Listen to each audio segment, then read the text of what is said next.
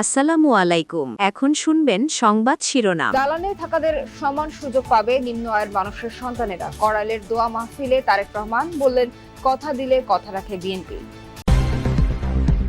কূটনীতিক ও বিশিষ্টজনদের সঙ্গে জামায়াতের মতবিনিময়। আমির বললেন, দেশকে লুটে পুটে হাড্ডিসার করেছে একটি দল, ক্ষমতায় মনোনয়ন প্রত্যাহারের শেষ দিনেও 47 আসনের প্রার্থী ঘোষণা হয়নি। 10 দলের নির্বাচনী ঐক্যের স্বাভাবিক রাজনৈতিক কর্মকাণ্ডে বাধাগ্রস্ত।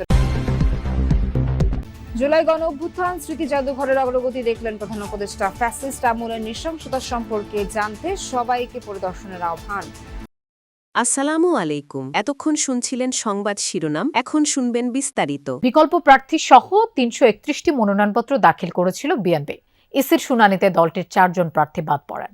কুমিল্লা 10 আসনে দ্বৈত নাগরিকত্বের দায়ে আব্দুল গফুর মিয়া এবং চট্টগ্রাম 2 আসনে ঋণখেলাপির দায়ে বাদ পড়েন সারোয়ার আলমগীর। কুমিল্লা 4 আসনে মঞ্জুরুল হাসান মুন্সি ও যশোর 4 আসনে টিএস আয়ুব।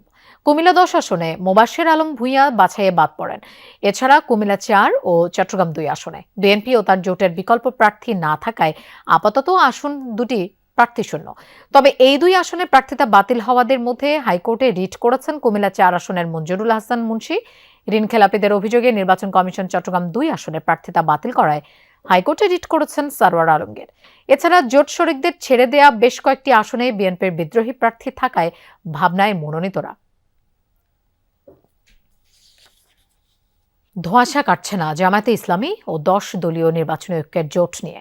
ইসলামী আন্দোলন জোট ছেড়ে যাওয়ায় ফাঁকা 47টি আসনের বিষয়ে এখনো হয়নি কোনো সুরাহা।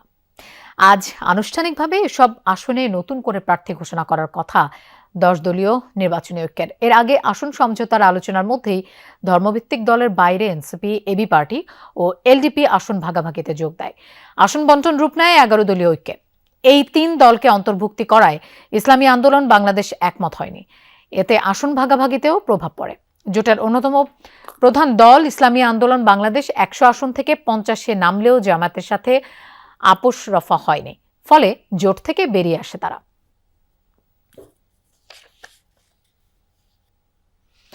আসন্ন ত্রয়োদশ জাতীয় সংসদ নির্বাচনের প্রার্থিতা প্রত্যাহারের শেষ দিন আজ। কাল চূড়ান্ত প্রার্থী তালিকা প্রকাশের পাশাপাশি প্রার্থীদের প্রতীক দেয়া হবে। আজ নিশ্চিত হবে চূড়ান্ত প্রার্থীর সংখ্যা। কাল প্রতীক বরাদ্দ পাওয়ার পর 22 জানুয়ারি থেকে পুরো দমে প্রচারণায় নামতে পারবেন প্রার্থীরা। এবারের নির্বাচনে প্রতিদ্বন্দ্বিতা করার জন্য মোট 2568টি মনোনয়নপত্র জমা পড়েছিল। তবে রিটার্নিং কর্মকর্তার প্রাথমিক বাছে 723 জনের নাম বাদ পড়ে। এই সিদ্ধান্তের বিরুদ্ধে ইসিতে আপিল করার সুযোগ পাওয়ায় 645 জন আবেদন করেন, যার মধ্যে 419 জন তাদের প্রার্থিতা ফিরে পেয়েছেন। অন্যদিকে রিটার্নিং কর্মকর্তার বৈধ তালিকায় থাকা 6 জনের নাম আপিল প্রক্রিয়ায় শেষ পর্যন্ত বাতিল হয়ে যায়। কুমিল্লা 2 আসনের সীমানা পরিবর্তনের পর নির্বাচন কমিশনের গেজেট অবৈধ ঘোষণা করে হাইকোর্টের দেয়া আদেশ স্থগিত করেছেন আপিল বিভাগ। এর ফলে ইসির পুনর্নির্ধারণ করা সীমানা অনুযায়ী কুমিল্লা 2 আসনের নির্বাচন অনুষ্ঠিত হবে হোমনা ও তিতাস মিলায় এবং কুমিল্লা 1 আসনের নির্বাচন হবে দাউদকান্দি ও মেঘনা উপজেলা নিয়ে। আজ হাইকোর্টের আদেশের বিরুদ্ধে লিভ টু আপিল মঞ্জুর করে প্রধান বিচারপতির নেতৃত্বাধীন আপিল বিভাগ এই আদেশ দেন। আদালতে রিটের পক্ষে শুনানি করেন জ্যেষ্ঠ আইনজীবী ব্যারিস্টার এহসান আব্দুল্লাহ সিদ্দিকী, ব্যারিস্টার সাইফুল ইসলাম উজ্জ্বল। ইসির পক্ষে ছিলেন ভারপ্রাপ্ত অ্যাটর্নি জেনারেল আরশাদুর রৌফ। এর আগে গত 8 জানুয়ারি কুমিল্লা 2 আসনের সীমানা পরিবর্তন সংক্রান্ত নির্বাচন কমিশনের গেজেটটি অবৈধ ঘোষণা করেছিলেন হাইকোর্ট।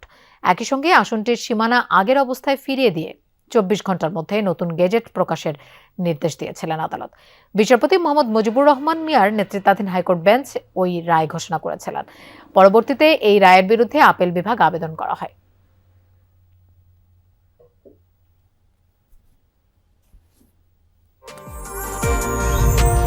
বাংলাদেশের প্রথম 5G AI ইনভার্টার যুক্ত সর্বোচ্চ বিদ্যুৎ সাশ্রয়ী যমুনা এয়ার কন্ডিশনার।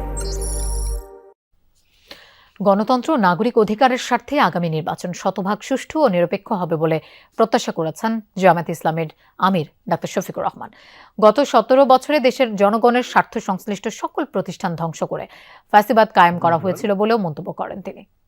সকালে হোটেল ইন্টারকন্টিনেন্টালে বাংলাদেশ জামায়াতে ইসলামী আয়োজিত পলিসি সামিটে যোগ দেন বিভিন্ন দেশের রাষ্ট্রদূত, বিভিন্ন রাজনৈতিক দলের নেতা, ব্যবসায়ী ও জ্যেষ্ঠ গণমাধ্যম ব্যক্তিত্বরা।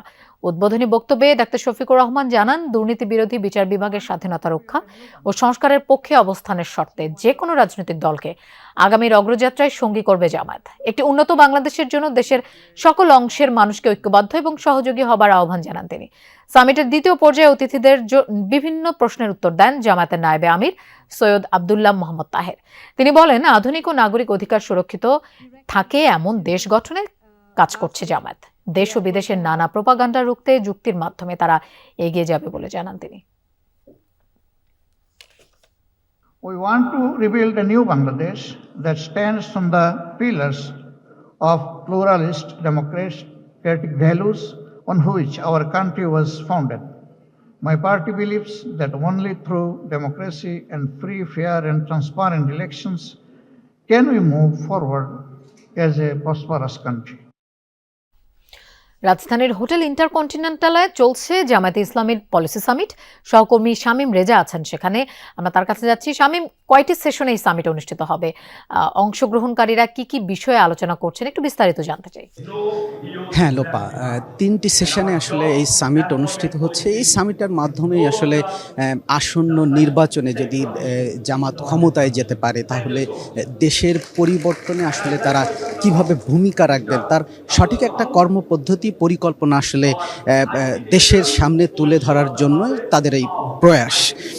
একটু যদি বলে রাখি, শুরুতেই আসলে জামাত আমির কথা বলেছেন, সেইখানেই তিনি তার উদ্বোধনী বক্তব্যেই আসলে দেশকে ঠিক কিভাবে এগিয়ে নিতে চান তার একটা রূপরেখা তিনি তুলে ধরেছেন। সেখানে অর্থনীতি, ব্যবসা, যুবকদের কর্মসংস্থান, নারীর ক্ষমতায়ন সব বিষয়েই তিনি আসলে টাচ করে গেছেন এবং সবাইকে আসলে শুরুতেই বোঝানোর চেষ্টা করেছেন যে জামাত যদি ক্ষমতায় আসে, দেশের মানুষ যদি আগামী নির্বাচনে তাদেরকে ক্ষমতায় আনে, তাহলে দেশকে তারা কোন পদ্ধতিতে সামনের দিকে এগিয়ে নেবেন সেটা তিনি একটু বোঝানোর চেষ্টা করেছেন। এখানে যারা উপস্থিত আছেন, কূটনীতিক, জ্যেষ্ঠ সাংবাদিক, এছাড়াও যেসব নাগরিকরা এখানে উপস্থিত হয়েছেন তাদেরকে